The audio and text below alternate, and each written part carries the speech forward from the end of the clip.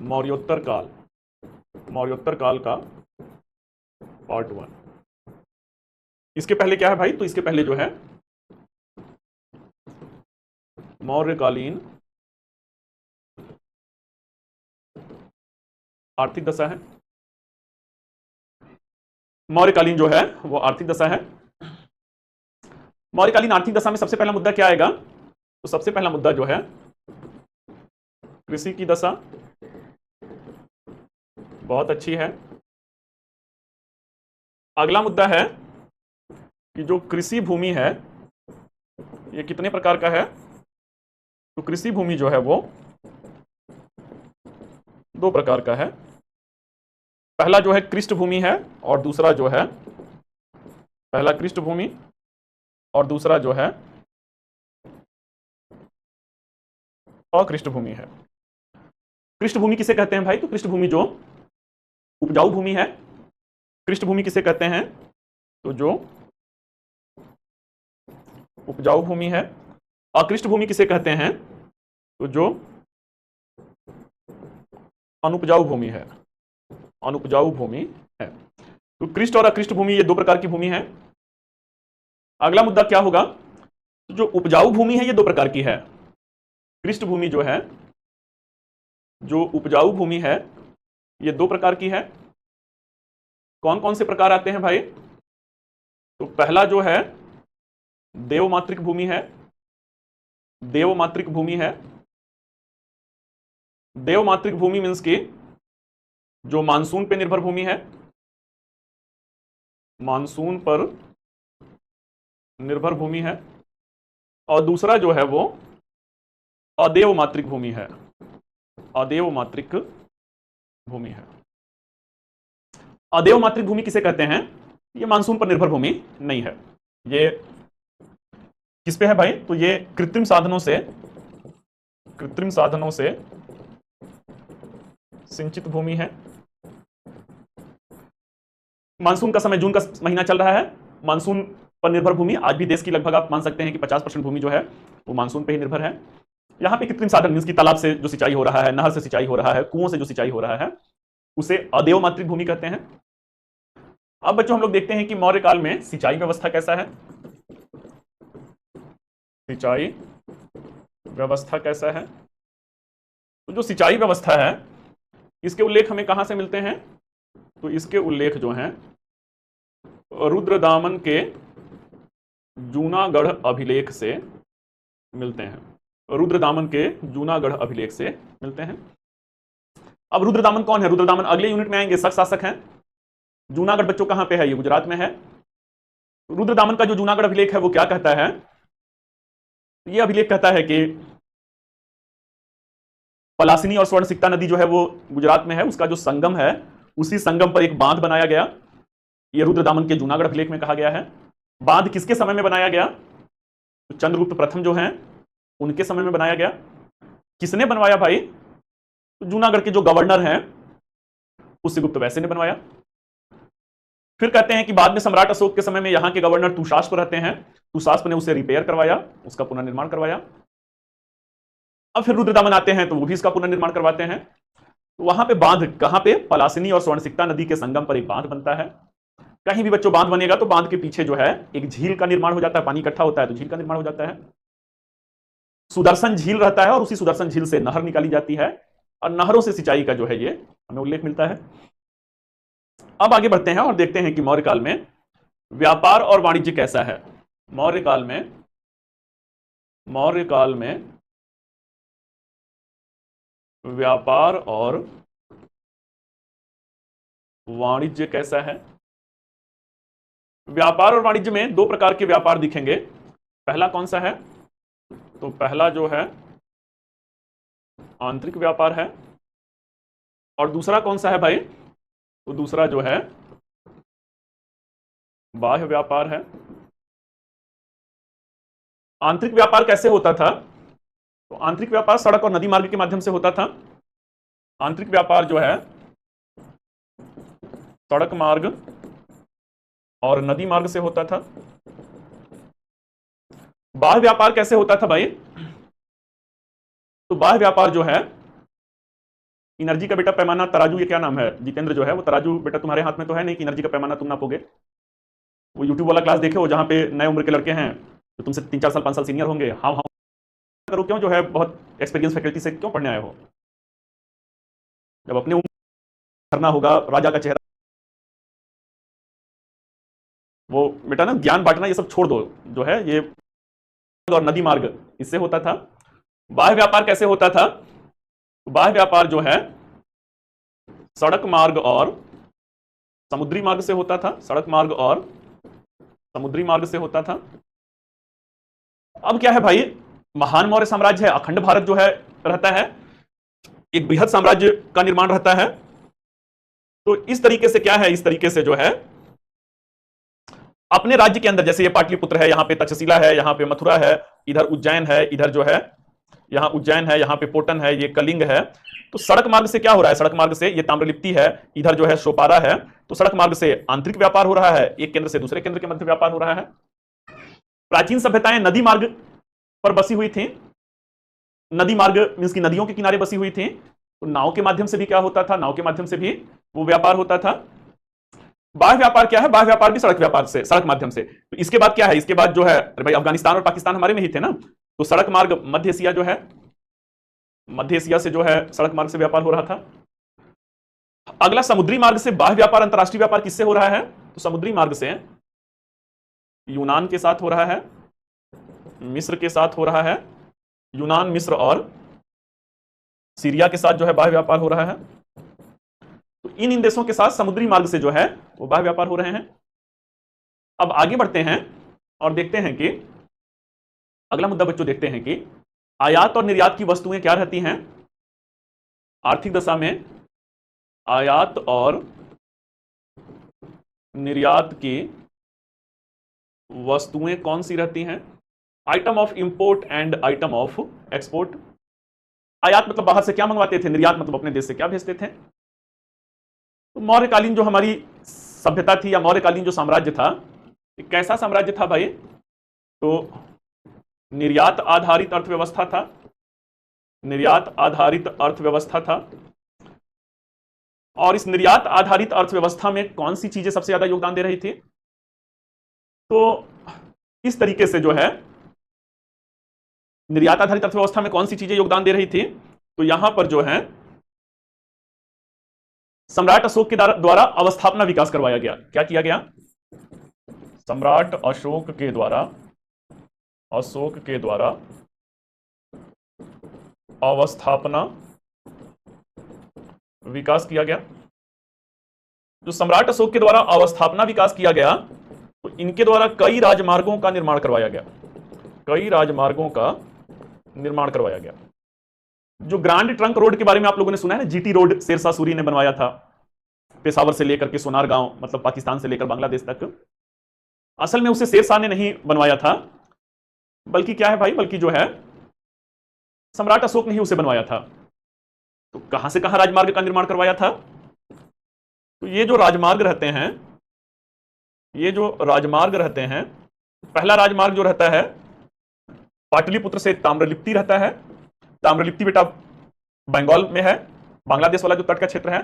दूसरा पाटलिपुत्र से तक्षशिला रहता है। तीसरा जो है मथुरा से कहां पे है? मथुरा से जो है उज्जैन है। चौथा उज्जैन से पोटन है। और पांचवां जो एक मार्ग रहता है वह दक्षिणापथ मार्ग रहता है, वो दक्षिणापथ मार्ग रहता है। तो इस तरीके से क्या है, इस तरीके से जो है इन राजमार्गों के निर्माण से क्या होता है, इन राजमार्गों के निर्माण से अब एक जगह से सामान दूसरे जगह सहजता से पहुंचाना संभव होता है। अरे भाई, देश की आजादी के बाद वाजपेयी जी के बारे में आप लोग सुने होंगे। वाजपेयी जी जो रहते हैं वो स्वर्णिम चतुर्भुज का निर्माण करवाए थे। स्वर्णिम चतुर्भुज मींस के 4 राष्ट्रीय राजमार्ग का निर्माण करवाए थे। ये जो 4 राष्ट्रीय, देश के 4 महानगरों को जोड़ने का जो गोल्डन क्वाड्रेंगल प्रोजेक्ट रहता है, दिल्ली है, बंबई है, मद्रास है, कलकत्ता है, उसी का कह सकते हैं कि इस समय हम लोग जो हैं लाभ प्राप्त कर रहे हैं एफडीआई के टर्म्स में या अपने निर्यात को बढ़ावा देने के टर्म्स में। ये प्राचीन काल में सम्राट अशोक के द्वारा क्या किया गया था? सम्राट अशोक के द्वारा जो है अवस्थापना विकास किया गया था विभिन्न कई सारे राजमार्गों के निर्माण के द्वारा। आइए देखते हैं कि किन वस्तुओं का आयात होता था। तो अगला मुद्दा क्या है? अगला मुद्दा है आयात की मदें क्या थी। मदें मीन्स के आइटम ऑफ इंपोर्ट क्या है, किन चीजों को मंगवाते थे, बाहर से मंगवाते थे भाई, तो मदिरा को बाहर से मंगवाते थे। औषधि जो हैं, औषधियों को कुछ ऐसे, अरे भाई प्राक मौर्य काल में एक जीवक रहते हैं ना, जीवक जो हैं राज वैद्य रहते हैं, तो उस जमाने में अंग्रेजी वाला ये टैबलेट और इनो ऑन और एसिडिटी गॉन वाला सब दवा नहीं था। उस जमाने में जो है जड़ी बूटियों से दवा दिया जाता था। तो कई सारी ऐसी जो है मेडिसिनल प्लांट रहते हैं जिनको मंगवाया जाता था। इसके अलावा जो है सूखे अंजीर मंगवाते थे, सूखे अंजीर को मंगवा रहे हैं। अब निर्यात क्या कर रहे हैं भाई, निर्यात की मदें क्या हैं। आयात में एक और कर सकते हैं, आयात में बहुमूल्य धातु और पत्थर, बहुमूल्य धातु और पत्थरों को मंगवाते थे। अब देखते हैं कि निर्यात की मदें कौन सी हैं। आइटम ऑफ इंपोर्ट हो गया, आइटम ऑफ एक्सपोर्ट कौन कौन से हैं। क्या बाहर के देशों को निर्यात किया जाता था, तो निर्यात में भाई कपास का निर्यात होता था। अगला जो है हाथी दांत की जो बनी वस्तुएं हैं उसका निर्यात होता था। अगला जो है अलंकरण सामग्री जो है, ऑर्नामेंटल जो गुड्स हैं उनका निर्यात होता था। इसके साथ साथ जो है सूखे अंजीर बेटा मतलब ड्राई फ्रूट्स को कहते हैं, काजू किशमिश खाते हैं ना, तो काजू किशमिश जैसे ये ड्राई फ्रूट्स जो होते हैं उसे कहते हैं। कपास का निर्यात करते थे बिल्कुल जो है। इसके साथ साथ जो है मसालों का निर्यात करते थे। तो ये जो है भारत से बाहर भेजी जाने वाली जो है महत्वपूर्ण निर्यात की जो है वो वस्तुएं रहती हैं। अब बच्चों कहां पे आते हैं, तो अब देखते हैं कि सिक्का व्यवस्था कैसा है। सिक्का व्यवस्था कैसा है, तो जो सिक्का व्यवस्था है वो 3 प्रकार के सिक्के हैं। वो कितने प्रकार के सिक्के हैं भाई, 3 प्रकार के सिक्के हैं। स्वर्ण सिक्कों को क्या कहते थे, स्वर्ण सिक्के, इसे सुवर्ण कहा जाता था। अगले जो हैं चांदी के सिक्के, इसे पर्ण कहते थे। स्वर्ण सिक्का को सुवर्ण कहते थे, चांदी के सिक्के को पर्ण कहते थे। तांबे के सिक्के को क्या कहते थे, तो तांबे के सिक्के को माशक कहते थे। कल जो हम लोगों की बातचीत हुआ था कि वेतन, अरे 2 प्रकार के अधिकारी थे भाई ना, केंद्रीय पदाधिकारी, एक तीर्थ थे, तीर्थों की कुल संख्या 18 थी। दूसरे अध्यक्ष थे, अध्यक्षों की कुल संख्या 27 थी। तो तीर्थ और अध्यक्ष, अब तीर्थ और अध्यक्ष में क्या है, तीर्थ को 48,000 पर्ण वार्षिक दिया जाता था, पर एनम दिया जाता था।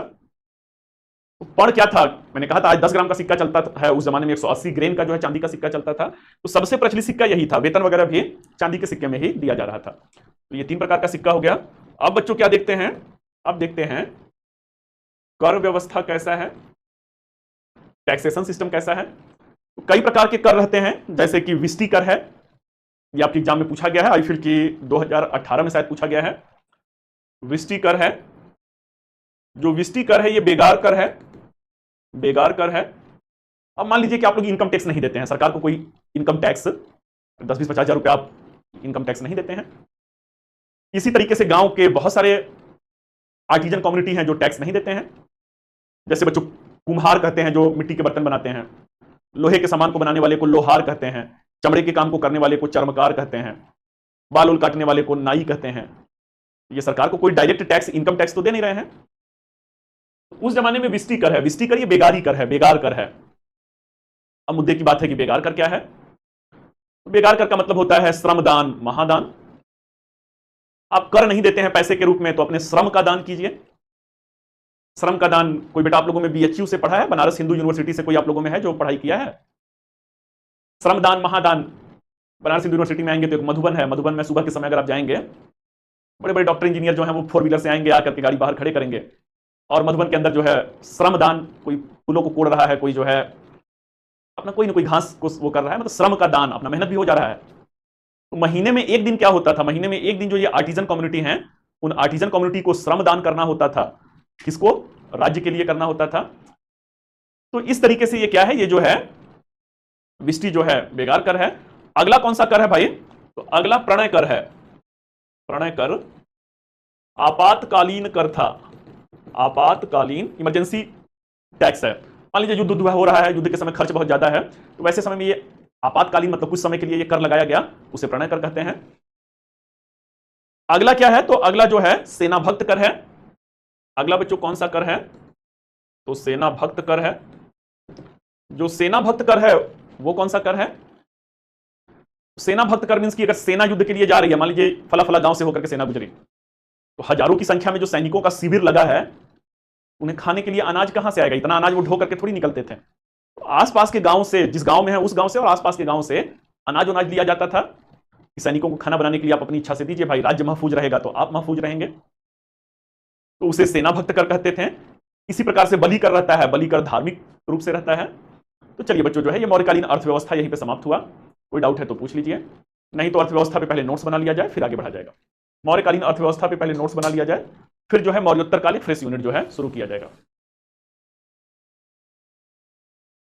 तो लिखिए जो है महफूज मतलब सुरक्षित करते हैं, उसे सुरक्षित करना होता है। हेडिंग लिखिए, मौर्यकालीन आर्थिक दशा जो है, मौर्यकालीन आर्थिक दशा में हेडिंग दे दीजिए कृषि की दशा। कृषि की दशा, मौर्य काल के दौरान कृषि अच्छी स्थिति में थी। मौर्य काल के दौरान कृषि अच्छी स्थिति में थी।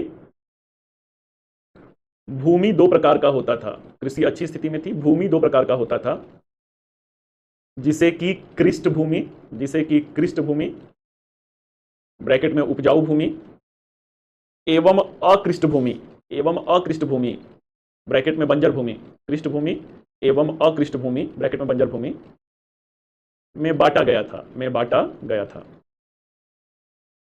नेक्स्ट, कृष्ट भूमि को, कृष्ट भूमि को पुनः दो भागों में, कृष्ट भूमि को पुनः दो भागों में क्रमशः देवमात्रिक मानसून पर निर्भर भूमि, मानसून पर निर्भर भूमि और अदेव मात्रिक, अदेव पशुपालन में क्या नाम है, अच्छा सौम्या है, गाय भैंस भेड़ बकरी बिल्ली कुत्ता सुअर, जितना भी पशु जानते हैं, ये उस जमाने में भी बच्चों उसका पशुपालन होता था, ये पालतू पशु के रूप में। घोड़े हैं, हाथी हैं, होते थे। तो एक सिंधु घाटी सभ्यता में घोड़े को छोड़ करके पशुपालन अगर लिखना होगा तो गाय भैंस जितना भी मैंने बताया सबका हर दौर में होता था। चलिए, कृषि योग्य भूमि को पुनः दो भागों में देव मात्रिक ब्रैकेट में मानसून पर निर्भर भूमि तथा अदेव मात्रिक कृत्रिम सिंचाई के साधनों पर निर्भर भूमि, कृत्रिम सिंचाई के साधनों पर निर्भर भूमि में बांटा जाता था, में बांटा जाता था। नेक्स्ट, राज्य के अंतर्गत समस्त भूमि का स्वामी, राज्य के अंतर्गत समस्त भूमि का स्वामी राजा ही नहीं होता था, राजा ही, समस्त भूमि का स्वामी राजा ही नहीं होता था, बल्कि इसके लिए इस काल में क्षेत्रक शब्द का प्रयोग किया गया है, बल्कि इसके लिए इस काल में क्षेत्रक शब्द का प्रयोग किया गया है, जिसका अर्थ भूस्वामी होता है, जिसका अर्थ भूस्वामी होता है। मेंटोरशिप के लिए बेटा जो है वो अलग से आपको 360 डिग्री प्रोग्राम में आईफिल 6000 का कोर्स है, उसमें ऐड होना होगा, तो वहां पे मेंटोरशिप भी है, खजाना भी है, और उसके साथ साथ जो है नोट्स का हार्ड कॉपी 24 किताबें जो है वो भेजी जाएंगे। अगला बच्चों कीजिए सिंचाई व्यवस्था, सिंचाई व्यवस्था लिखिए, रुद्रदामन के जूनागढ़ अभिलेख से पता चलता है कि, रुद्रदामन के जूनागढ़ अभिलेख से पता चलता है कि चंद्रगुप्त मौर्य के काल में, रुद्रदामन के जूनागढ़ अभिलेख से पता चलता है कि चंद्रगुप्त मौर्य के काल में जूनागढ़ के गवर्नर पुष्यगुप्त वैश्य ने, जूनागढ़ के गवर्नर पुष्यगुप्त वैश्य ने एक बांध का निर्माण करवाया था,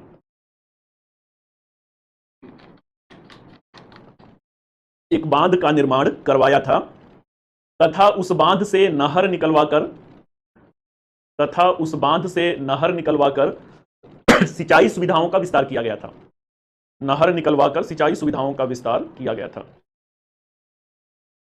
फुल स्टॉप। आगे चलकर सम्राट अशोक के शासनकाल में, आगे चलकर सम्राट अशोक के शासनकाल में जूनागढ़ के गवर्नर तुषास्प ने, सम्राट अशोक के शासनकाल में जूनागढ़ के गवर्नर तुषास्प ने,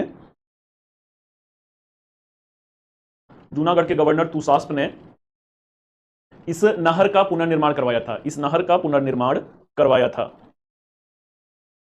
नेक्स्ट कीजिए, इस नहर का पुनर्निर्माण करवाया था। नेक्स्ट पॉइंट, कृषि विभाग का प्रमुख अधिकारी, कृषि विभाग का प्रमुख अधिकारी सीताध्यक्ष कहलाते थे। प्रमुख अधिकारी सीताध्यक्ष कहलाते थे। तथा तथा राज्य द्वारा कृषकों को ऋण की सुविधा दी जाती थी। तथा राज्य द्वारा कृषकों को ऋण की सुविधा दी जाती थी। नेक्स्ट है, राजा किसानों को उत्पादन के साधन भी प्रदान करता था। राजा किसानों को उत्पादन के साधन भी प्रदान करता था। नेक्स्ट, राज्य के समस्त भूमि पर कर की दर समान नहीं था। कर की दर, राज्य की समस्त भूमि पर कर की दर समान नहीं था, बल्कि भूमि की उर्वरता के आधार पर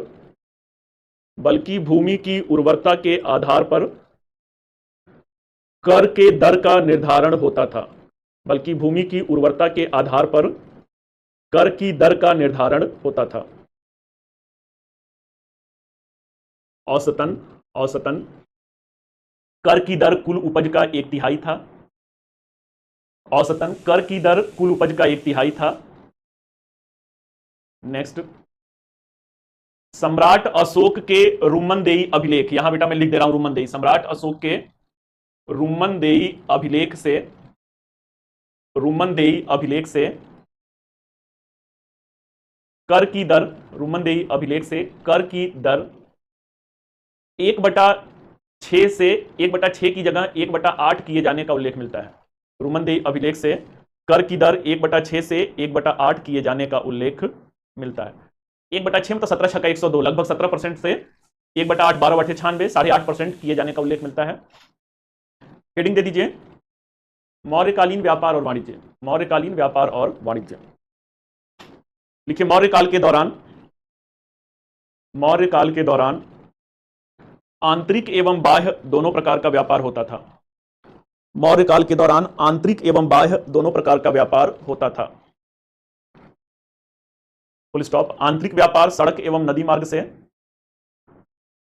आंतरिक व्यापार सड़क एवं नदी मार्ग से, जबकि बाह्य व्यापार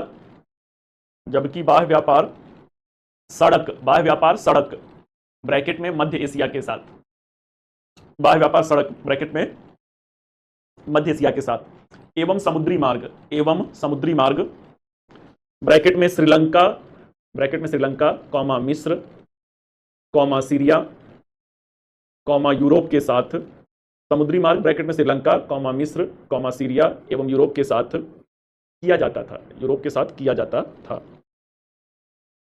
नेक्स्ट, इस काल में दो प्रमुख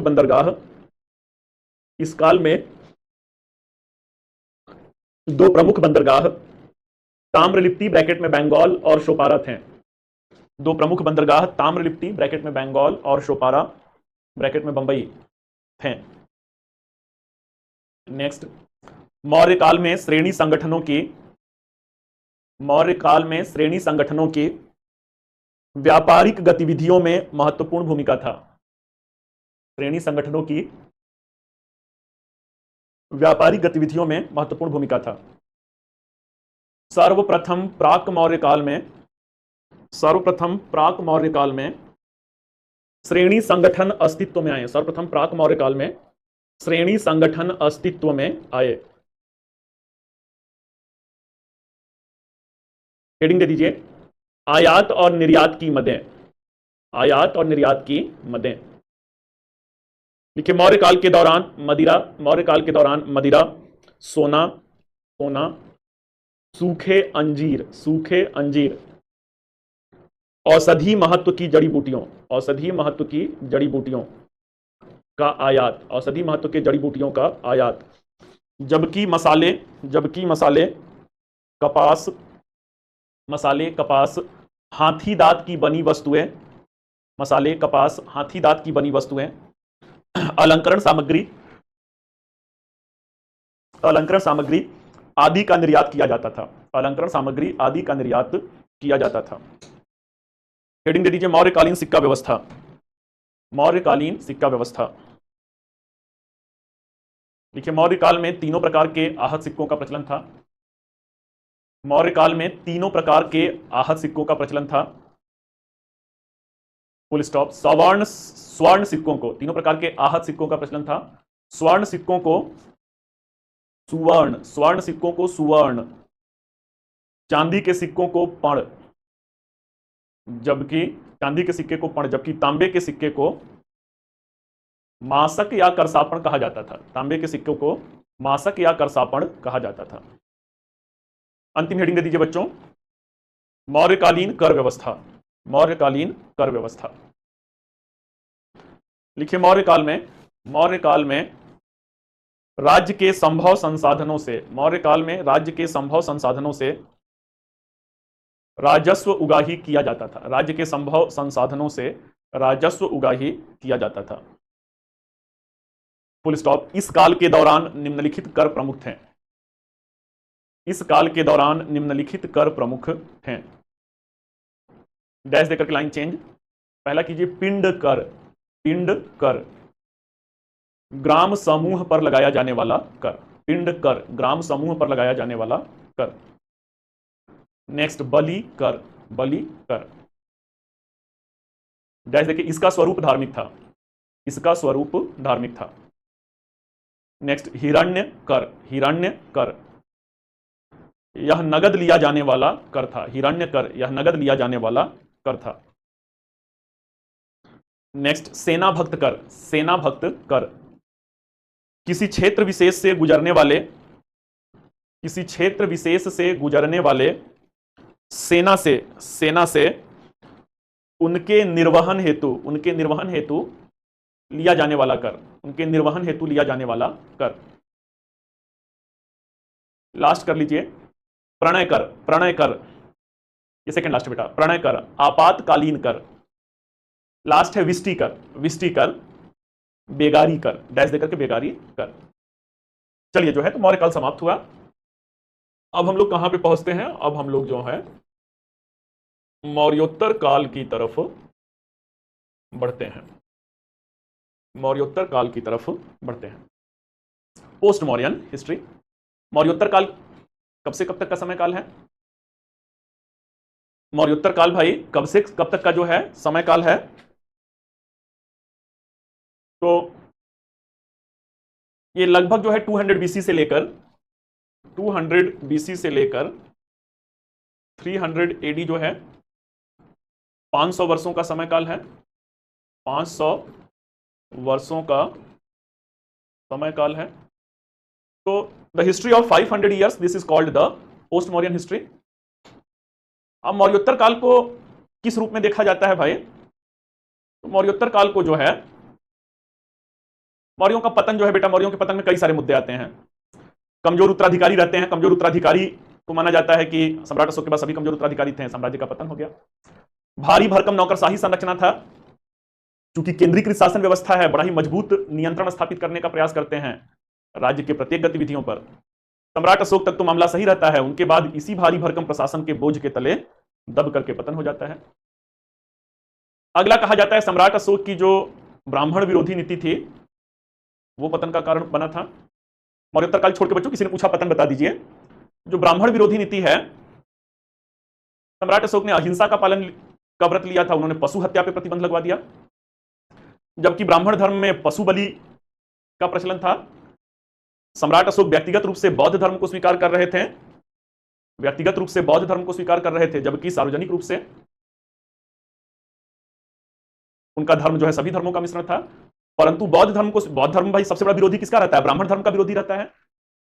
तो इसी को कहा जाता है कि जो ब्राह्मण विरोधी नीति रहता है, अंतिम शासक मौर्य वंश के बृहद्रथ रहते हैं, उनके ब्राह्मण सेनापति पुष्यमित्र शुंग रहते हैं, और उन्होंने बृहद्रथ की हत्या करके क्या किया? शुंग वंश की स्थापना किया। इसके अलावा कमजोर अर्थव्यवस्था को भी माना जाता है कि कमजोर अर्थव्यवस्था भी इनके पतन का कारण रहा। जब तक आर्थिक रूप से कमजोर नहीं होंगे बच्चों, किसी का पतन नहीं होता है। अगला जो मुद्दा रहता है वो क्या है? तो अगला मुद्दा जो है बाह्य आक्रमण का मुद्दा रहता है। इंडो ग्रीक आक्रमण या हिंद यमन आक्रमण होता है, उसकी वजह से इनका पतन हो जाता है। यही पतन का मुद्दा है। चलिए जो है तो आइए अब हम लोग देखते हैं जो है सैन्य व्यवस्था। तो बेटा बताया था ना, सेना में कई प्रकार की सेना थी, जो है धनुष बाण चलाने वाले सेना को धनुर्धर सेना आर्चरी कहते थे, कैवेलरी जो है घोड़ों वाले सेना को कैवेलरी कहते थे, एलिफेंट्री हाथियों की सेना को एलिफेंट्री कहा जाता था। इसके साथ साथ नेवी जो है रॉयल नेवी नौसेना होता था। इसके अलावा रथ सेना होता था जिसे चैरियोट कहते थे। सेना में इतने प्रकार के होते थे, जस्टिन जो रहता है कहता है चंद्रगुप्त मौर्य के पास 6 लाख की भारी भरकम सेना थी। आज से 2300 साल पहले मौर्य साम्राज्य के पास 6 लाख की सेना बेटा 5, 7, 8 देश को हटा दिया जाए या 10 देश को हटा दिया जाए, आज भी दुनिया के किसी देश के पास 6 लाख की स्टैंडिंग आर्मी नहीं है। और जस्टिन जो है वो इनके सेना को डाकुओं का गिरोह कहता है, बैंड ऑफ रॉबर्स कहता है। तो ये सैन्य व्यवस्था के बारे में हो गया। और कुछ बेटा मौर्य काल में जो डाउट है पूछ सकते हैं। मौर्य काल से रिलेटेड अगर और कोई डाउट है तो पूछ सकते हैं। में पतन के क्या क्या कारण थे दे दीजिएगा। आप लिख लीजिए बेटा, जो है अगर पतन लिखना है तो आप 10 मिनट और लगेगा, लिख लीजिए जो है लिखना है मौर्यों का पतन जो है। अगर उसमें वो बुकलेट तो आप लोग को मिला ही होगा, ई बुक्स जो है ई बुक्स में मिला होगा या हार्ड कॉपी में मिला होगा। अगर नोट्स में लिखना चाहते हैं तो 5 मिनट लगेगा, लिख लीजिए फटाफट बताइए। नहीं बेटा मैं स्टॉप नहीं हूं, आपको मोबाइल स्टॉप हो गया है, बफरिंग हो रहा होगा। अब स्थापना विकास बेटा ना मतलब आईएएस की मर्यादा रहने दीजिए। ऐसा ना हो ना कि सर पटक के किसी दिन हम ही लोग जो है भाग जाएं कि आईएएस का बैच पढ़ा रहे हैं कि किसको पढ़ा रहे हैं। अवस्थापना मतलब इंफ्रास्ट्रक्चर होता है, ठीक है। तो लिख लीजिए मौर्यों, चलिए 5-10 मिनट और लगेगा बच्चों, लिख लीजिए। मौर्योत्तर काल पे मैं आ रहा हूं, लिख लीजिए। मौर्यों की हेडिंग दे दीजिए, मौर्यों की उत्पत्ति और पतन। हेडिंग दे दीजिए मौर्यों की उत्पत्ति और पतन। चलिए 5-7 मिनट लगेगा, फटाफट लिख लीजिए जो है। लिखिए ब्राह्मण साहित्य के अनुसार मौर्यों की उत्पत्ति और पतन। लिखिए ब्राह्मण साहित्य के अनुसार मौर्य निम्न कुल से संबंधित हैं। नहीं बेटा कल क्लास नहीं होगा, कल बेटा क्लास अभी बता दे रहा हूं, कल क्लास मेरा नहीं होगा और जिसका है। ब्राह्मण साहित्य के अनुसार मौर्य निम्न कुल के थे। इसके अंतर्गत विष्णु पुराण ग्रंथ में यह बताया गया है, इसके अंतर्गत विष्णु पुराण ग्रंथ में यह बताया गया है कि नंदराज की पत्नी मूरा के गर्भ से चंद्रगुप्त मौर्य का जन्म हुआ था। नंदराज की पत्नी मूरा के गर्भ से चंद्रगुप्त मौर्य का जन्म हुआ था, जो कि निम्न कुल के थे। इसी प्रकार विशाख दत्त की मुद्रा राक्षस ग्रंथ में मौर्यों के लिए वृषल शब्द का, विशाख दत्त के मुद्रा राक्षस ग्रंथ में मौर्यों के लिए वृषल शब्द का प्रयोग किया गया है। वृषल शब्द का प्रयोग किया गया है, जिससे तात्पर्य है कि जिसका अर्थ कुलहीन है, जिसका अर्थ वृषल शब्द का प्रयोग किया गया है जिसका अर्थ कुलहीन है। नेक्स्ट बच्चों, बौद्ध जैन और यूनानी साहित्य में मौर्यों को क्षत्रिय माना गया है। बौद्ध जैन और यूनानी साहित्य में मौर्यों को क्षत्रिय माना गया है। Full stop. बौद्ध साहित्य महापरिनिब्बाण सूत्र, बौद्ध साहित्य महापरिनिब्बाण सूत्र ग्रंथ में इसके साथ ही महाबोधि और महावंश बौद्ध ग्रंथ के अनुसार मौर्य क्षत्रिय कुल से संबंधित हैं। तथा यूनानी साहित्य का विवरण भी इन्हें क्षत्रिय वंश का ही बताता है। हेडिंग दे दीजिए मौर्यों का पतन।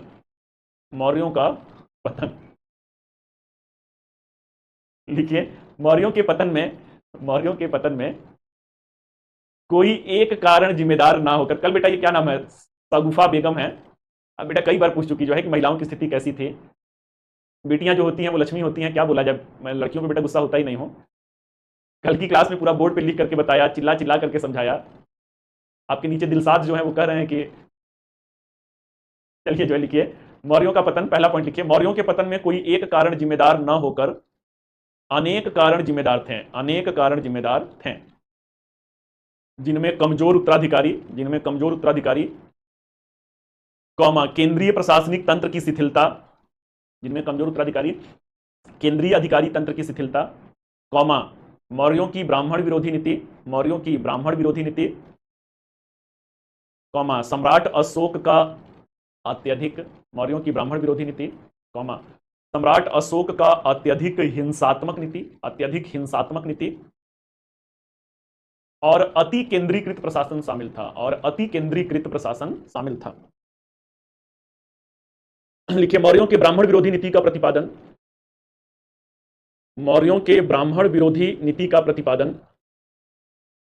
इतिहासकार आर सामशास्त्री, मौर्यों के ब्राह्मण विरोधी नीति का प्रतिपादन इतिहासकार आर सामशास्त्री द्वारा किया गया था, इतिहासकार आर सामशास्त्री द्वारा लाया गया था।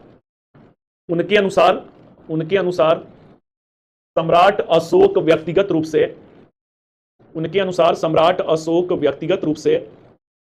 बौद्ध धर्म को मानते थे, और इन्होंने पशु हत्या पर प्रतिबंध लगा दिया था, जिसके कारण ब्राह्मण वर्ग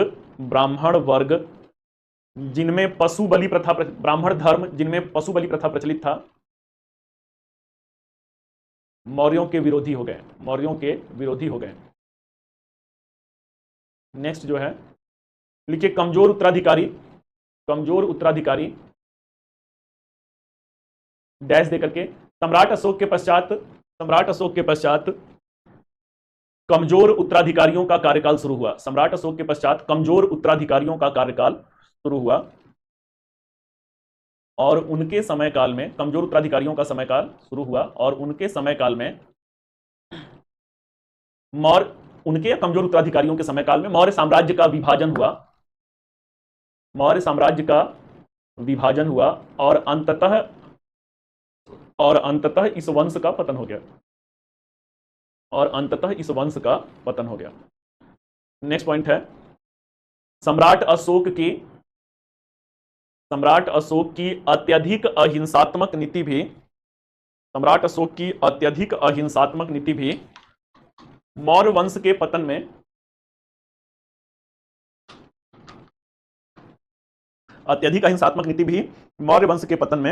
महत्वपूर्ण कारक रहा। नेक्स्ट है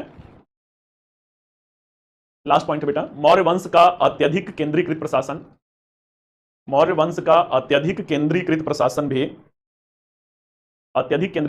भी मौर्य साम्राज्य के पतन का कारक रहा।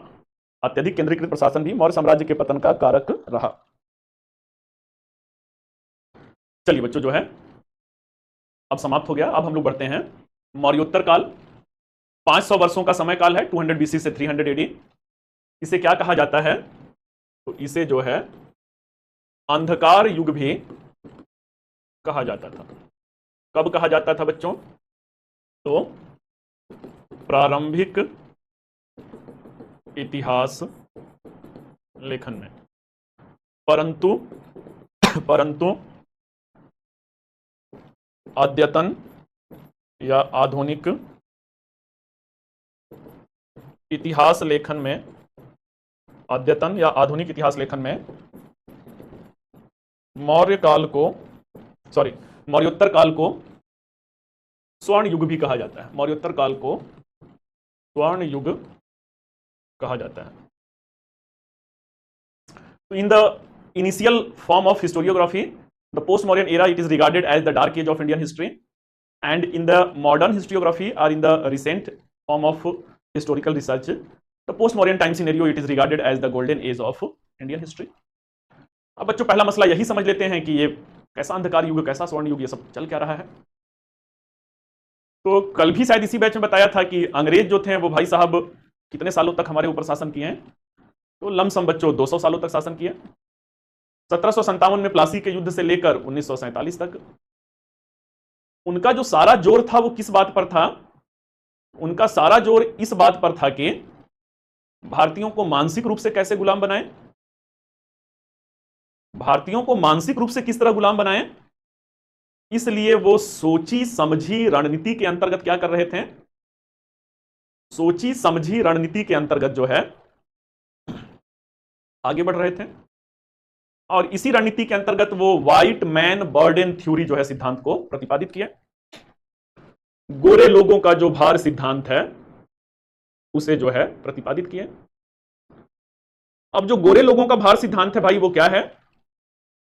गोरे लोगों का जो भार सिद्धांत है वो कहता है कि हम गोरे लोग क्या हैं? हम गोरे लोग दुनिया के श्रेष्ठ लोग हैं। आप भारतीय कैसे हैं? तो आप भारतीय जाहिल हैं, गवार हैं, सभ्यता से कोसों दूर हैं, निरंतर आपस में लड़ने वाले लोग हैं, वगैरह वगैरह। और इसको सही सिद्ध करने के लिए उन्होंने क्या किया? प्राचीन भारतीय इतिहास का अध्ययन किया, मध्यकालीन भारतीय इतिहास का अध्ययन किया। इन सबके अध्ययन के पश्चात वो आईना, बच्चों आईना जैसा दिखाया जाएगा चेहरा वैसा ही दिखेगा। तो इस तरीके से क्या है, इस तरीके से जो है, नहीं बेटा फेस्टिवल में मैं शायद आ ही नहीं पाऊंगा, जो है कुछ अपनी पर्सनल इशू रहता है। अधिकांश अपने टीम के अधिकांश लोग जो है वो जा रहे हैं। इंग्लिश मीडियम और हिंदी मीडियम बच्चों कुल मिलाकर के लगभग आई फील 50-60 टीचर हैं, उसमें से 18-20 लोग, जो 20 लोगों के आसपास में जो हैं, जो अपनी टीम के सीनियर फैकल्टी हैं, अपने साथी हैं, वो लोग जा रहे हैं। चलिए बच्चों जो है, तो इस तरीके से क्या है, तो इस तरीके से उन्होंने, अंग्रेजों ने क्या किया? अंग्रेजों ने जो इतिहास लिखा उसे साम्राज्यवादी इतिहास लेखन कहते हैं। तो साम्राज्यवादी इतिहास लेखन में इन्होंने आईना बस केवल राजनैतिक इतिहास का दिखाया। राजनैतिक इतिहास में मौर्योत्तर काल 8 भागों में बटा है। 4-4 विदेशी आक्रमण हो रहे हैं, 4-4 जो है देसी वंश हैं भाई। चलिए भाई, रिया राज हैं, कह रही हैं सर आपको आना चाहिए, आपकी स्पीच बेस्ट है। अब बेटा मुझे पहले से भी जान रही हैं क्या? हम कई लोग जा रहे हैं बेटा ना, मंजू मैम है, लोकेश सर हैं, आई फिर मैं पर्सनल इशू से कल छुट्टी पे हूँ, कल मैं क्लास भी नहीं लूंगा आप लोगों का। तो अधिकांश लोग, मैं भी बीच में दिल्ली गया हुआ था, पेपर डिस्कशन आपने देखा होगा, हिस्ट्री का मैंने ही कराया था, तो मैं पेपर डिस्कशन करके फिर से तुरंत जो है, तो आइए जो है भाई, संडे हम लोगों का परिवार है, हम लोगों का भी जीवन है, जान उन मारेंगे क्या जो है, सुबह से लेकर शाम तक जो है चिल्ला ही रहे हैं, तो संडे का दिन भी तो एक हम ही लोगों के लिए दिन है। मंडे भी ला जाएगा, ठीक है बेटा, जो पढ़ा दिया गया उसका रिवीजन अच्छे से कीजिए। तो इस तरीके से क्या, अच्छा रियाज, सॉरी बेटा जो है इतने सारे कमेंट होते हैं ना, तेजी से नहीं, रियाज नाम है, ठीक है बेटा, थैंक यू, कंफर्मेशन आपने कर लिया। तो आइए बच्चों जो है, हम लोग कहां पे हैं? तो हम लोग मौर्योत्तर काल पे हैं। मौर्योत्तर काल को अंधकार युग क्यों कहते हैं? तो अंधकार युग जो है बेटा, मेरा दिल्ली भी घर है, मेरा दूसरे जगह भी घर है, इतना सब उसमें नॉलेज लेकर के आप क्या करेंगे? दिल्ली में पिछले 17-18 सालों से हूं, कुछ ऐसी चीजें होती हैं, व्यक्तिगत जीवन होता है, और दूसरे शहर में भी मेरा घर है, तो आना जाना लगा रहता है। आप बहुत ज्यादा उसके चक्कर में मत पड़िए कि सर आप किस शहर से हैं, कहां से हैं, और ये सारी चीजें मना किया जाता है कि बच्चों से बहुत ज्यादा शेयर नहीं करना है। चलिए बेटा, जिनको भी क्लास बहुत अच्छा लगता है, ये बंदोपाध्याय, आप बेटा बंगाल से हैं क्या? बंदोपाध्याय लोग तो वहीं बंगाल से ही हैं। स्नेहा शीस हैं, आपका क्लास बहुत अच्छा लगता है, बहुत बहुत धन्यवाद बेटा। तो आइए जो है, तो ये जो साम्राज्यवादी इतिहास लेखन है, उन्होंने ही इसे अंधकार युग कहा। क्यों अंधकार युग कहा भाई? तो अंधकार युग के पक्ष में तर्क थे, अंधकार युग के पक्ष में तर्क थे। अंधकार युग के पक्ष में कौन से तर्क थे? तो आंसर राइटिंग बेटा, जैसे ही आप लोगों का कोई अगला सेगमेंट शुरू होगा ना, आज आप लोग बड़ा बातचीत करने के मूड में है, मैं सोच रहा हूं कि आगे बढ़ो, तब तो कोई ना कोई जो है अच्छा बात ही चीत कर लीजिए, क्या क्या आप लोग पूछना चाहते हैं। आंसर राइटिंग ना असल में प्री और एंशिएंट और मेडिवल हिस्ट्री जो है वो प्री का मैटर है, मेंस का मैटर नहीं है। जो कल्चर का इशू है, आर्ट एंड कल्चर जो है वो मेंस का मुद्दा है। तो जैसे ही बच्चों आप लोग का आर्ट एंड कल्चर शुरू होगा, या मान लीजिए आपका आधुनिक भारत शुरू होगा, तो शुरुआती 3 क्लास के अंदर ही आपको मेंस आंसर राइटिंग कैसे किया जाता है, उत्तर लेखन कला कैसे लिखा जाता है, एक बढ़िया उत्तर लिखने के लिए बहुत ज्ञान की जरूरत नहीं है।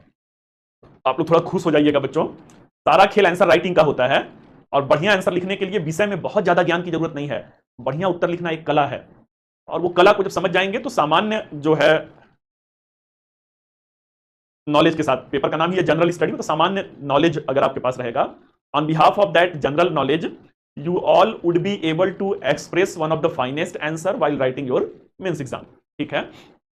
तो उसको बताया जाएगा, मेंस वाला सिलेबस अभी शुरू होने दीजिए, अभी तो आप लोग प्राचीन में हैं, और प्राचीन के साथ एक और बैच अभी नया ही, आप लोगों के बैच से मुझे लग रहा है 10 दिन पहले जो है प्रहार का बैच भी नया शुरू हुआ है, वो बैच भी मैंने ही शुरू किया है, और वहां पे प्राचीन मतलब आपसे आई फील कि 1 सप्ताह वो बैच, 10 दिन नहीं 1 सप्ताह आगे बैच शुरू हुआ था, वहां पे भी प्राचीन समाप्त होकर जस्ट जो है मेडिवल शुरू हुआ है। तो हाँ बेटा जो है 6 से 12th वाला पढ़िएगा, 7 से क्यों पढ़ेंगे? 6 वाले से कोई दुश्मनी है क्या आपको? 6 से 12th वाली एनसीईआरटी पढ़ लीजिएगा, 9 10th वाला मत पढ़िएगा। 9 10th वर्ल्ड हिस्ट्री है, या 9 10th वाला पढ़िएगा तो 11 12th वाला वर्ल्ड, 9 10th मत पढ़िए, 11 12th वाला वर्ल्ड हिस्ट्री पढ़िएगा। और वही पढ़िएगा जो आपके सिलेबस में है। वर्ल्ड हिस्ट्री में बहुत एनसीईआरटी में इधर उधर का भी दिया है, सारा आपको नहीं पढ़ना है। आपका सिलेबस 18वीं शताब्दी से शुरू होता है, वहां से पढ़ना है। अब भाई साहब जब शुरू ही हो गया है तो खत्म होगा ही, 3-4 महीना रहिए, 5 महीना, 6 महीने में खत्म हुआ है। पिछले साल का बैच जो है सितंबर में शुरू हुआ था, पिछले महीने मई में खत्म हुआ। जोड़ लीजिए कितने महीने में होगा, बीच में 1.5 महीना 2 महीना शायद गैप था, 1.5 2 महीने, मतलब 4 महीना 3.5 महीना के आसपास में, 4 महीना पूरा हिस्ट्री। बीच में हो सकता है आप लोग को ब्रेक भी दिया जाए, मतलब हिस्ट्री का 2-3 सेगमेंट खत्म हो जाए। अभी प्राचीन के बाद तो तुरंत मध्यकाल आपका चलेगा ही चलेगा। एक आध सेगमेंट हो सकता है और चले, या वो मैनेजमेंट है, वो हम लोग डिसाइड नहीं करते, वो मैनेजमेंट डिसाइड करते हैं। तो उसके बाद बीच में ब्रेक कर दिया जाएगा। ब्रेक में तो कोई दूसरा विषय शुरू कर दिया जाएगा कि एक ही विषय पढ़ते पढ़ते बोर मत हो जाइए। बेटा टेस्ट कल है कि परसों होगा ना? संडे को होता हुआ सैटरडे ही हो जाता है। हाँ बताइए भाई मोहिनी जी, क्या प्रॉब्लम है? चलिए ना पहले पूछ लीजिए जो पूछना है बेटा ना। सैटरडे भी आप लोग का डाउट मैं नहीं ले पाया, पिछले सैटरडे क्लास ही नहीं हुआ, उसके पिछले सैटरडे आप लोगों ने ध्यान ही नहीं दिलाया। तो और भी जो दिल का गुबार है ना, उस गुबार को मतलब जो भी बेटा शंका है, जो भी कोई क्यूरियोसिटी है, वो पूछ ही लीजिए। 15-20 मिनट का समय है, नया यूनिट क्या शुरू किया जाएगा, पूछ लीजिए। गुजरे जमाने का बड़ा ही फेमस गीत है, दिल की जिरह खोल दो, चुप न बैठो कोई। हाँ बेटा मेरा नाम भूल जाएंगे तो इसमें कोई गुनाह नहीं है, तो मेरा नाम भूले ही रहिए। इतिहास भूल जाए तो उसे बार बार पढ़ लीजिए। करत करत अभ्यास के जड़मत होत सुजान, रसरी आवत जाते सिल पर पड़त निशान। नहीं बेटा जो है ग्रेट वाला भी उपाधि मत लगाइए, ग्रेट अनिल सर ऐसा कुछ नहीं कहना है। अगर मैं समझा पाता हूं तो मैं बेटा देखिए 90% बच्चों के लिए तो मैं सही में मुझे लगता है मैं बड़ा ही प्रिय हूं। 2-4% ऐसे हो सकते हैं ना जो एकदम से गधा गदम्बड़ होंगे, उनके लिए मैं प्रिय नहीं हो सकता हूं, क्योंकि उनको कुछ समझ में नहीं आता होगा। तो हाँ बेटा अगर आपको मेरा सहारा है तो विश्वास मानिए जो है कि हम लोग गांव से निकले हुए लोग हैं, मेहनत से आगे बढ़े हुए लोग हैं। आपके विश्वास की लाज रखने के लिए कि सालों भर मेहनत किया जाता है। तो अगर आपको विश्वास है बेटा तो आपसे बढ़ करके हम लोग आपको रिटर्न जो है वो दिया जाएगा कि आप अपने एग्जाम में सफल हो सकें। अब बेटा ना वो इतना आप लोग ने ये मत सोचिए कि केवल आपको पता है कितने बैच चलते हैं। किताब अगर मिलने में देरी लगता है वो थोड़ा सा लाजमी है। उतना किताब बेटा जितना किताब पीडब्ल्यू में आपको देने के लिए छपता है ना, आप विश्वास मानिए बड़े बड़े राइटर की जो मार्केट में किताब है एक बार में उनका भी उतना नहीं छपता होगा। 1 लाख से 1.25 लाख से ज्यादा छात्र हम लोगों के यहाँ पे हैं। हर साल 1.25 लाख किताब छपवा लेना बेटा ना, बड़े बड़े राइटर की 1.25 लाख किताब बेचने में 2-4 को मैं छोड़ दूं तो हालत खराब हो जाती होगी। 169 बैच, जैसे आपका एक बैच संकट 2.0 है, वैसे इंग्लिश मीडियम, हिंदी मीडियम और एक इंग्लिश बैच है, फिर एक एनसीईआरटी बैच है और भी बहुत सारे आंसर राइटिंग बैच है। 169 बैच है। तो किताब में थोड़ा बहुत देर हो रहा है तो आप सपोर्ट सेक्शन पे जाइए और वो बताएंगे कब तक मिलेगा। हम लोगों को ये सब कोई आइडिया होता नहीं है। रिटर्न बता रहा है तो वो जो स्पीड पोस्ट वाला है आपके पते पे आया होगा, उस दिन आप घर पे रहे ही नहीं होंगे या आप लोग कहीं गए रहे होंगे तो वो रिटर्न हो गया होगा। तो पता नहीं बेटा मॉडर्न हिस्ट्री में पढ़ाऊंगा कौन पढ़ा, ये सब बेटा ना जो मैनेजमेंट का हम लोग को 1-2 दिन पहले, आप लोग को बल्कि शायद पहले पता चल जाएगा। आप लोग को शायद कुछ प्लानर मिलता है, उस प्लानर में दिया हुआ रहता है कौन सा सब्जेक्ट कौन पढ़ाएगा। मुझे बेटा बस 2 दिन पहले आपका बैच खत्म हुआ तो 1 दिन पहले या 2 दिन पहले बता दिया जाएगा कि फला बैच एक नया शुरू हो रहा है या यही बैच में ये चलेगा। बस इससे ज्यादा बेटा मुझे कुछ नहीं पता है। मॉडर्न हिस्ट्री देखा जाएगा, अगर मुझे जिम्मेदारी मिलेगा तो मैं ही मतलब वो करूंगा। बड़ा तेजी से कमेंट आ रहा है बेटा, मैं आप लोग का मतलब वो पूछिए ना बेटा जिसमें मैं एक्सपर्ट हूं। मैं हर विषय पढ़ाने वाला भी गुरुजी नहीं हूं, केवल इतिहास पढ़ाता हूं और इतिहास ही थोड़ा बहुत मुझे आता भी है। 22-23 सालों से पढ़ते पढ़ते जो है 10 साल से पढ़ाते पढ़ाते। तो सीसाइट उसाइट के बारे में या मुझे पॉलिटी जियोग्राफी भी पूछेंगे तो मुझे अपने विषय के अलावा ये इतना मैं बता सकता हूं बच्चों कि आपके यहाँ पे पीडब्ल्यू पे जितने भी टीचर हैं वो सब बड़े ही शानदार टीचर हैं। तो अपने अपने विषय में बड़े ही मजे हुए लोग हैं। जैसे जैसे सीसाइट की क्लासेस शुरू होंगी उसी वाले सर से पूछेगा, वो आपको ज्यादा बेहतर बताएंगे। ऑप्शनल का बेटा रियाज जो है मेरा नया बैच स्टार्ट हो रहा है 8 जुलाई से इसी प्राचीन भारत के साथ। जो बच्चे हिस्ट्री ऑप्शनल से जुड़ना चाहते हैं, ऑप्शनल में लगभग 8-10 महीने आप मेरे साथ रहेंगे। 10 महीने नहीं, लगभग 8 महीने के आसपास आप मेरे साथ रहेंगे। और बहुत ही छात्र मतलब जीएस वाले बैच के, वेरियस बैच के बहुत सारे छात्र उसमें हैं। जो बच्चे इस बैच में जुड़ना चाहते हैं, 8 जुलाई से नया बैच स्टार्ट हो रहा है प्राचीन भारत के साथ। एप्लीकेशन पे वो अपडेट हो जाएगा या शायद हो गया होगा, आप वहां पे जाकर के क्लिक करके परचेज करके 8 जुलाई से मेरे साथ जुड़ सकते हैं। चलिए बच्चों जो है अब थोड़ा सा मन हल्का हुआ होगा, बहुत ज्यादा क्वेश्चन मैंने आप लोग का लिया। तो हाँ चलिए, अब कहाँ थी आप भाई जो है, आप जैसे प्राणी कहाँ मिलते हैं। ये काजल हैं, ये बिटिया जो है पूछ रही है कि सर ऑप्शनल क्या होता है। इसलिए मैं कहता हूँ बेटा ना कि हम लोगों को रहने दीजिए कि हम लोग स्वस्थ रहें, मस्त रहें, तभी आपको पढ़ा पाएंगे। ऐसी नौबत ना आ जाए ना कि सर पटक लें कि अब कहाँ जाएं। ऑप्शनल क्या होता है, मतलब बताइए, आप तैयारी शुरू कर दिए हैं, ऑप्शनल क्या होता है, मैं उसका क्या उत्तर दूं? होते हैं बच्चों, सस्ता फीस है, सस्ता फीस है तो संस्थान का उद्देश्य ही था कि जो गरीब परिवार से बच्चे हैं, जो संघर्षशील परिवार से बच्चे हैं, आईएएस की तैयारी बच्चों लाखों का सौदा है। बहुत सारे ऐसे परिवार हैं जिनके घर की बेटियां, जिनके घर के बेटे पढ़ने में बहुत ही होनहार हैं, लेकिन लाखों रुपए खर्च नहीं कर पा रहे थे, उनके लिए है। कुछ लोग हैं तो चलिए जो है 10,000 देकर के नाम कर ही लेते हैं कि ऐसे वैसे मत समझिए, जो है आईएएस की तैयारी करते हैं तो बेटा वो हर बैच में 2 4 10 मिलते हैं। ऑप्शनल जो होता है ये हर सब्जेक्ट का एक ऑप्शनल का पेपर, 2 पेपर होते हैं, पेपर 1 और पेपर 2। जैसे जनरल स्टडी आप पढ़ते हैं वैसे ही एक ऑप्शनल सब्जेक्ट आपको लेना होता है, और 500 नंबर का, वो 250-250 नंबर का 2 पेपर 500 नंबर का होता है। अब इससे ज्यादा क्या बताया जाए। यूट्यूब पे जुड़े रहेंगी ना तो, या जुड़े रहेंगे तो ये सारी चीजें आपको वहां पे बहुत सारे लोग आते हैं जो बताते रहते हैं। लगभग 1.5-2 महीना आप लोग का एक ही क्लास चलता है, जो मेरा अनुभव है, ऐसा फिक्स नहीं है। जब भी कोई नया बैच चलता है तो 1.5-2 महीना एक ही क्लास चलता है। जब आप सांचे में ढल जाते हैं, सांचे में ढल, जैसे अभी इतिहास चल रहा है 2 घंटा का क्लास, आप खूब अच्छे से रिवीजन करते होंगे, जैसे ही आप ढलना शुरू हो जाते हैं माहौल में, फिर 2 क्लासेस चलना शुरू हो जाएंगे। तो घबराइएगा मत, इतनी क्लासेज हो जाती हैं, अगर ऑप्शनल में भी आ जाते हैं, इतनी क्लासेज हो जाती हैं कि पूरा दिन आप जो है इन्वॉल्व रहते हैं। हाँ, बहुत शाबाश बेटा, आपका मैथमेटिक्स ऑप्शनल है तो आप बड़े ही काबिल तारीफ हैं जो है। यूपीएससी का तैयारी बेटा बढ़िया ही रहा, जो कभी खुशी कभी गम वाला रहा, नहीं हुआ तभी आप लोगों के सामने खड़े हैं। और सारा खेल ईमानदारी का होता है, अगर ईमानदारी से आप लगे हैं तो जिंदगी में खोने के लिए कुछ नहीं है। जो कहा जाता है आईएएस नहीं बने तो क्या हुआ, आईएएस बना रहे हैं। तो आइए जो है बच्चों, जो है आई फील की टाइमिंग भी ऑलमोस्ट होने वाला है।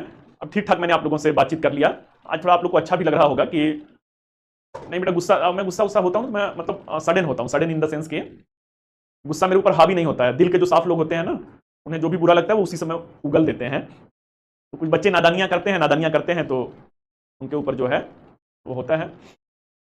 तो आइए जो है ऑप्शनल, मैंने बोला बेटा ना ऑप्शनल जो है अगले महीने से शुरू हो रहा है। अरे ऑप्शनल बेटा जो है 2026 में अपीयर होना है तो आप अभी कर लीजिए, 2024 है ना, खत्म होते होते 2025 का प्रीलिम्स आ जाएगा। 2025 का प्रीलिम्स आ जाएगा तो प्रीलिम्स देने के बाद आप ऑप्शनल थोड़ी करेंगे, फिर केवल आंसर राइटिंग प्रैक्टिस कीजिएगा। केवल आंसर राइटिंग प्रैक्टिस करेंगे, पढ़ने से नहीं बेटा, रणनीति से ये एग्जाम निकलता है। लगभग 14% सिलेक्शन जो है वो पहले अटेम्प्ट में होते हैं। तो पहले अटेम्प्ट में सिलेक्शन लेना है तो अभी से जी जान से और वेल प्लान्ड, मतलब जितना मेहनत कर रहे हैं उससे भी ज्यादा सटीक रणनीति होना चाहिए, और रणनीति ही आपको अंततः जो है आगे लेकर के जाएगा। बेटा देखिए ना, आपको अपना समझता हूं इसलिए गुस्सा होता हूं, आपको पराया अगर समझू ना तो परायों से कौन सा लगाव जिससे होता है उसी से गुस्सा होता है ना। आपको अपना समझता हूं, अगर आपको मान लिया जाए कि आप अपने नहीं हैं तो बाहर में जाइए, जो है उससे क्या मतलब है। कान बंद कर ले, आंख बंद कर ले, बस केवल आया पढ़ा दिया, काम खत्म हुआ। कल किस बैच में था भाई, कोई किसी बच्ची को, लड़की को बोल रहा था, कई सारे बैच होते हैं भूल जाता है, यही बैच था जिसमें मैंने कहा कि उनको ब्लॉक कीजिए, फिर मैं कहा कि माफ कर दिया जाए क्या एक बार, यही वाला बैच था, कोई दूसरा बैच था। बेटा आपको अपना समझा जाता है, आपको अपना समझा जाता है तो उस मर्यादा का ख्याल रहता है, उस मर्यादा का ख्याल रहता है कि सम्मानित परिवार से बच्ची आई हुई हैं या बच्चे आए हुए हैं, तो किसी का भी स्वाभिमान, किसी का भी जो डिग्निटी है वो वायलेट ना होने पाए। तुरंत ये होता है भाई कि जो भी बच्चा बदमाशी किया है उसे ब्लॉक करवा दीजिए।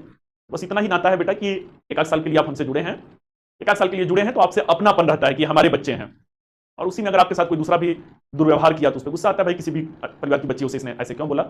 एक ही बार में डांट देने पे, बच्चे होते हैं ना, बच्चे मासूम होते हैं, कई बार में डांट देने में समझ जाते हैं बात को। चलिए बच्चों जो है तो 12th पास कर लिए हैं बेटा, तो अच्छे से एक एक शब्द को ध्यान ध्यान से सुना कीजिए, रोज सपना देखा कीजिए कि मैं एक दिन आईएएस अधिकारी बनूंगा। अभी आपके पास 3 साल का समय है, 3 साल में बेटा आप पूरा गेम ही पलट देंगे, और यही ऐसे ही बच्चे कंपटीशन बढ़ाते हैं। तो अच्छी बात है, 12th पास करते ही आपने ज्वाइन कर लिया है, ये आपके नहीं, आपके परिवार की जागरूकता के स्तर को दिखाता है कि आपके मम्मी पापा भी बहुत जागरूक हैं। तो चलिए बच्चों जो है, कुछ मुझे ऐसा कुछ छेड़छाड़ अगर करती होंगी ममता मोबाइल में जो है, या आप अपना आईडी पासवर्ड किसी और को दी होंगी, या क्लास देखने के दौरान बहुत ज्यादा मोबाइल में जो वो ऑटोमेटिक आर्टिफिशियल इंटेलिजेंस होता है, तो आर्टिफिशियल इंटेलिजेंस जो है आपको ब्लॉक कर देता है। तो जरूरी नहीं कि आप कोई बच्चा कुछ खराब शब्द बोले, एक ही आईडी को कई मोबाइल से खोलने का प्रयास करे, या कई सिस्टम से खोलने का प्रयास करे, या कुछ एप्लीकेशन से छेड़छाड़ करने का प्रयास करे, तो उस वैसे स्थिति में भी वो ब्लॉक हो जाते हैं। ठीक है, तो चलिए मौर्योत्तर काल ही बन के रह गया। तो आइए जो है आज की क्लास को हम लोग बेटा यहीं पे रहने दे रहे हैं, क्योंकि ऑलमोस्ट जो है 10 मिनट में टॉपिक नहीं शुरू हो पाएगा, 10-15 मिनट में, तो यहीं पे हम लोग रहने देते हैं। फिर कल मिला जाएगा, कल तो मान लीजिए वो रहेगा, मंडे मिला जाएगा, तो मंडे फिर हम लोग इसे कैरी ऑन किया जाएगा। अब तो कोई डाउट बेटा नहीं है ना।